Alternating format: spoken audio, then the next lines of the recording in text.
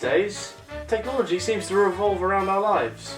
Or rather, our lives seem to revolve around technology.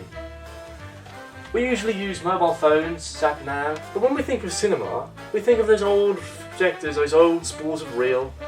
How does cinema responded to all this technology happening everywhere around the world? The answer is digital cinema. How exactly does digital cinema work? Digital cinema basically replaces all the crappy old technology that you used to use, such as cinema reels, and replaces them with digital technology. Movie reels are no longer needed because films are now recorded using super digital cameras and are distributed via hard drives, optical discs and satellite. A film will be sent from a station up to a satellite and sent back to another station again, all across the globe. Something like a tennis ball.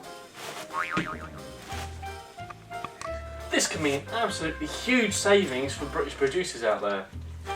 A single film reel, in the current state it is, could cost around £850 a pop.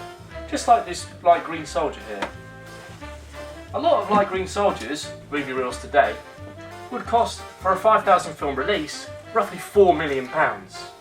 Whereas a digital film can fit nicely on a 300GB hard drive, which you can find at a regular retail store for roughly about £50, which basically means for every one light green soldier or movie reel, you can get loads of little dark green soldiers or the hard drives that you can fit digital films on. This cheaper cost can save producers billions.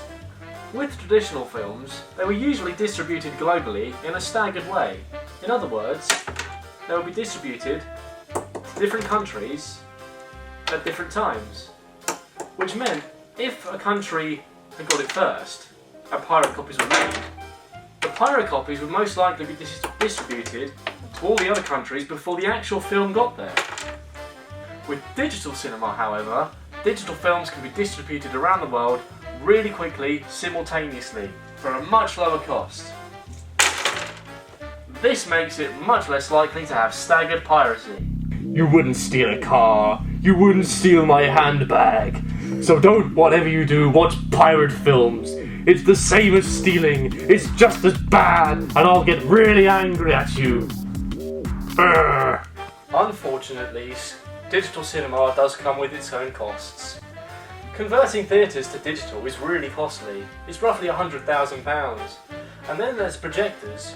Regular old-style film projectors can last for 30 to 40 years and only cost £35,000. Whereas digital projectors cost 3 to 4 times as much. And because they're digital, they'll only last you roughly 5 to 10 years. What would happen if digital cinema really took off? Well, I want you to imagine watching live sports on the big screen.